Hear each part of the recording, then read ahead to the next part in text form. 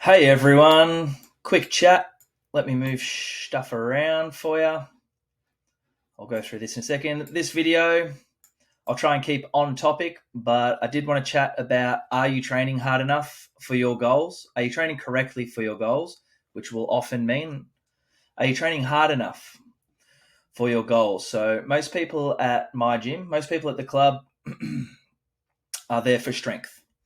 It's either number one goal or number two goal. We compete in strongman or strength sports, or we're just interested in strength. Even people that sign up interested in fat loss and muscle building, when you come to the gym, you end up interested in strength, right? Because everyone else is lifting heavy stuff. And even if you've never cared about that stuff before, all of a sudden you care about getting PBs and lifting more weight, which I think is great. But this video is mainly for fat loss. I'm going to chat about fat loss in this one. Most people also, reason number two, one or two in the gym, if it's not a main goal, then it's a side goal, is fat loss. If I asked everyone at my gym or people that I just talked to in my life, most people say, yeah, I'd love to lose 5 kilos. I'd love to lose 10 kilos. I'd love to be X% body fat. So this is aimed, I'm going to kind of call you out. I'm calling a few people out, not directly. I'm going to put something out there, and if it hits you, I hope it helps you, is also the reason for this. It's not to pick on anyone. So what I'll say is this. If you're training for fat loss or that's your major goal, if you're having success and you're happy with your results, with your training and your diet and your outlook on life, and you're losing, either the scales are going down or things are fitting different or you're feeling great, keep going. Type in the comments here or wherever I post this. Tell me to shut the hell up and say I'm wrong. I'll totally wear it. What I bet will happen is most people will say, yep, this is me. Yep, okay, no, I'm not seeing the results I thought I would. So if you're not seeing the results you thought you would with your fat loss, you've got two options. You've got two decisions, and this is for you to make. Either you're wrong with your approach. Okay, maybe you're trying to train X amount and eat X amount. You're trying to do this, and that's not working. So wrong approach. Or are you an idiot and you're not trying hard enough? That's for you to decide. That's not me. But there are your two options, isn't it? Either the approach I've taken is wrong, and no matter how well I do and how hard I push at this approach, it's just not working. Option two is, if I'm beating my head up against a wall here, I'm doing something wrong, is the nicer way of saying that. Okay? You get to choose. If things are working for you, please believe I'm so happy for you. Please believe that, keep going. I'm not saying that what you're doing is wrong or anything like that. If it's working, it's right. If it doesn't last forever, we'll cross that bridge when it comes to it. And maybe this video will end up being for you. So, what's the right thing to do? In my book, how am I going to drop weight? I've just spent some time putting on about 5 kilos. It is going to fall off me super fast when I'm ready and when I want it. Super easy for me. I believe it can be easy for everyone, but because I have the really strong belief and the knowing that it's going to be easy for me, I think that's what helps make it easy for me. I'm not scared of food. I know what to do. Fat loss, here it is. Here's fat loss. You need to train hard. You need to train more intense and tell/force your body to adapt and change. Your body does not want to change. All the systems that it has in place right now to keep you alive and as healthy as possible at the shape and size you are, it has gotten there slowly over time, and it doesn't want to really mess with that. So you need to tell/force/ask, instruct the body to change. That comes in two ways, predominantly. You've got hard training, intense, focused, hard training, weight training in particular, and you've got getting out of your own way with your diet. Eating like an adult or not eating like an asshole. We don't even know to go into the different diets. You already know what you should be eating. You already know. And all you have to do is that while training harder. If only it was that simple, right? And again, if calorie counting and lots of cardio and training heaps and blah, blah, blah, if the traditional approach is working for you, I'm only going to say keep going, and maybe it'll work forever, okay? Keep going, please. If it's working, it's working. But I've been in the gyms long enough now, and I've helped people with diets long enough now, and I've seen what happens. If it works, it doesn't work forever. And also, this is for drug-free natural lifters. Okay, when you take drugs, it changes things hormonally, and we change one thing, it changes everything. So if you're on drugs and seeing results doing that, keep doing your thing as well. This isn't for you. This ain't your battle. Buzz off. So you need to train harder. You need to get out of the way with food, and you need to take into account that training is a stress. Not eating food is a stress. If you're constantly tracking your food and thinking about food and meal prepping and stressing and weighing, major stresses, then you're stressing about bills, your body weight, your hair, he said, she said. What else do people stress about? Just bullshit, right? This life is full of stresses, and you're just adding to it. How fast is your body going to change when you're that stressed? All right, you need to be in the parasympathetic, the rest and digest nervous system. How often are you spent there? Even right now, if you're listening to this, take a breath. I was holding my breath, but I'm focused, right? How many of us even breathe? I happen to think that the only breaths that matter are the ones that you're conscious of. Just breathing throughout the day is just keeping you alive. But the benefits of breath, the only breaths that matter are the ones that you're conscious of and focused of. And we're just all driving and traveling and on our phones and thinking of X. And the body is just like this. The digestive system is like this. We're so stressed. So how fast are the results going to happen? The expectations that it's going to happen fast is holding us back as well. And when it doesn't work out in your favor in the first week or two, what would most people do? I'll tell you, I've seen it. I've probably done it in the past. Train more, eat less. More stress. And maybe it does start working and the scales go down. Albeit it might just be some water weight, less food in the digestive tract, things like that. You're not actually losing fat. Fat is going to take just a little while to drop. And we do want to see the scales go down. That's great for motivation.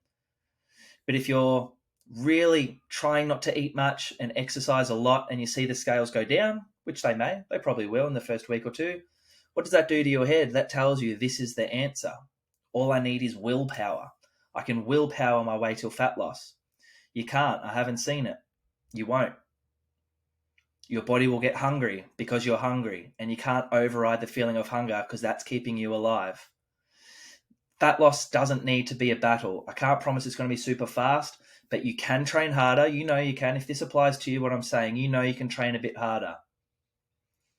Now, cardio, things like that, if you want to go for runs and do the traditional cardio, sitting on a bike, stuff like that, if you enjoy it and it's not stressful, do it and see if you like it and see if it's working. Again, it's just another stress. How much stress are you putting on the body waiting for it to do what you want it to do? Now, I'm a big fan of movement, big fan of walking. Even when I'm putting on weight, I walk. I get out in the sun as much as possible. For me, it's a time for music. It's a time for podcasts. It's a time for sun. Even if it's overcast, I'll still go out there and believe that there's something out there that I am absorbing. And it's a time for breaths. I went for a walk yesterday and I did the whole 15 or 20 minute walk at the park at the nature reserve with my mouth shut, trying to do deep breathing through my nose. I heard it was good. I felt okay at the end. It was just a challenge for me and I enjoyed doing it, right? So what am I saying with this? What I'm saying is, if you're getting frustrated at your results, what do? Do you double down and just eat less and train more? How long can you continue that for? Be logical. There's other people out there not doing that. I don't do that when I drop fat. It is possible. I know we're all different. I know we're all slightly different. We absorb things different ways. Our metabolism is different. Our ages are different. Our hormones are different. So I'm not saying that there's a one-size-fits-all approach. But what you can do is increase your metabolism by training harder, training with a high intensity. I'd recommend training a bit less and eat natural foods. Eat natural foods, man. It's all you got to do. Your body knows how. Your body is nature. Your body was created, and there's things out there in the outside world that it knows how to absorb. You eat them, it'll do its thing. You just got to get out of the way. Every chemical you eat will interfere. Okay? It slows down the diet. It has to think, what is this thing? If it's made in a lab, your body will say, what is this thing? Now, I'm relatively lean right now, okay? My body can take on a bunch of chemicals and I might be able to deal with it. And I'm training lots and I'm focusing on not being stressed. Okay, so my body can deal with some chemicals. So then I eat this diet, let's say, and I lose fat. And then I say to everyone, I found the magic thing. This is it. It's just calculating. It's all about calories. That's fine for me in this position that I'm at right now. My body can deal with this much chemicals.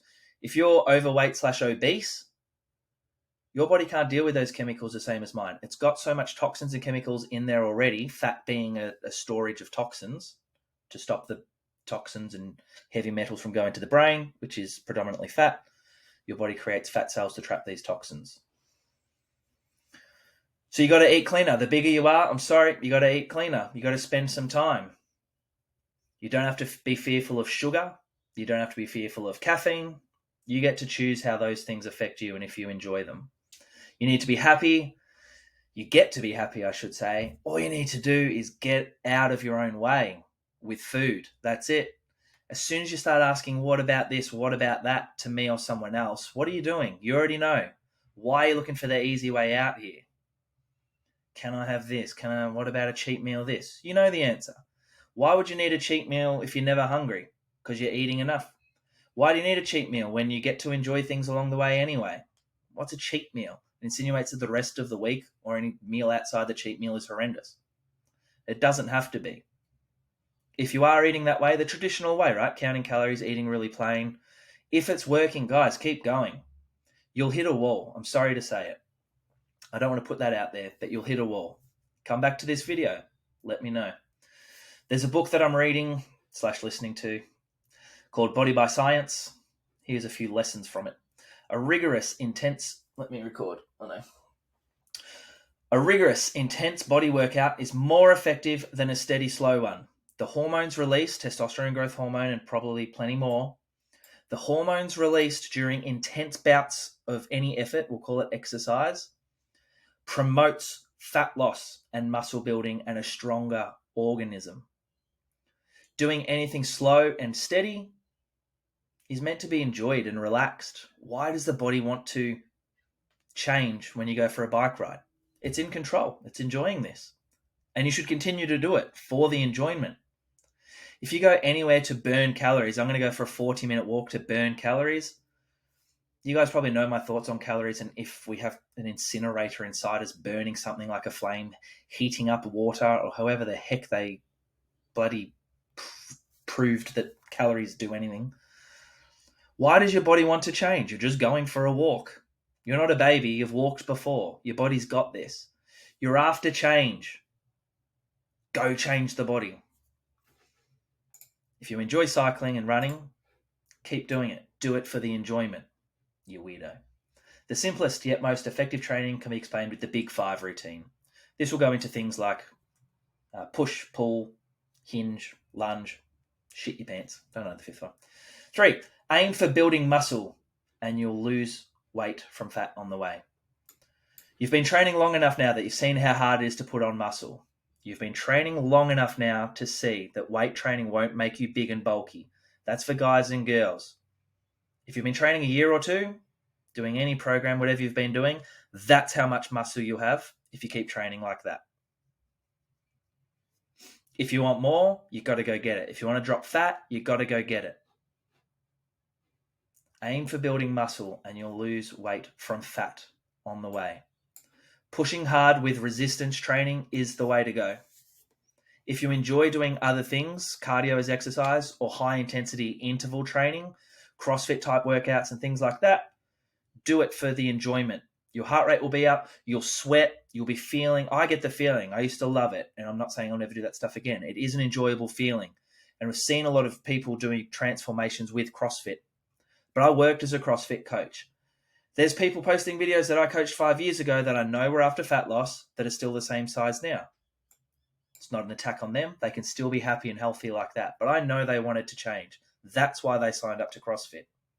Now they can do box jumps a little higher and they're getting close to toes to bar after 5 or 6 years. So how intensely are they training? If you're a bigger person at CrossFit, let's go on a tangent here, and the movements are quite complex and hard for you to do, and they dumb them down, But is dumbing down the way to train intensely? Is that pushing you? Wouldn't a bigger person maybe be better on a machine? Push to the limit. You don't have to worry about jumping and running, making a 160 kilo man run. Come on. There's easier ways, simpler ways. It's going to be hard. You're going to have to sweat and strain and try and push your body. And you get rewarded. I find it fun. I don't find it scary. I just wanted to share that with you guys. I'm hoping I'm calling some of you out, honestly, because it'll help you in the long run. If things are working, please keep going. I really want you to keep going. We're all different. Calorie counting, walking, running, 2-a-day training. If it's working for you and you're happy, like, oh my God, I'm seeing results, keep going. I would never get in the way and dumb down your results and say you're wrong. When you hit a wall, if you hit a wall, if things slow up, if you start getting tired, if you start getting hungry and you can't control it, that makes sense. Physiologically, from a biological standpoint, evolutionary standpoint, that makes sense. Your body is here to keep you alive. If you think you can willpower your way through it, you are wrong. If you'd like a hand with things, guys, you can go to the homepage on the website, and I've got some PT pack is on sale. It's been there for like 6 months on sale. I'm just going to leave it at that price. And you can also check out the nutrition coaching, and there's a few different options. I wanted to give people a few different options. So if you go here, there's Health Kick, which is just 4 weeks. You've got Change the Scales. This would be great for people that need to weigh in for a competition, and we will be. It's just an 8-week thing. And I guess opposite to what I was just saying, we've got a time frame to work with, so we're going to do things to the body to make sure you weigh what you need to weigh. Might not be the healthiest approach or might not lead to food freedom, but sometimes it's important for you to just weigh a certain number by a certain date. That's this one. Food freedom is where I'm at the moment, where I can eat what the heck I like, enjoy life, and I adjust my goals with my food based on if I'm going up in weight, down in weight, more strength, more muscle. I'm not scared of sugar. I'm not scared of caffeine. I'm not scared of carbs. I'm not scared of having juice. I'm not scared of fasting. I'm not scared of freaking anything with food. I even have tap water sometimes now, guys. Would you believe it? How incredible. How lucky am I to be where I am? And I'd love to teach people how to get here, because when you're not stressed about food, whoa, the world's your oyster. Thanks for listening, guys. If you made it all the way through, not really a quick one, was it? Shout out if you got any questions. Shout out if you felt offended at all. I say it because I love you. Hope you found this useful. Chat to you guys soon. Bye.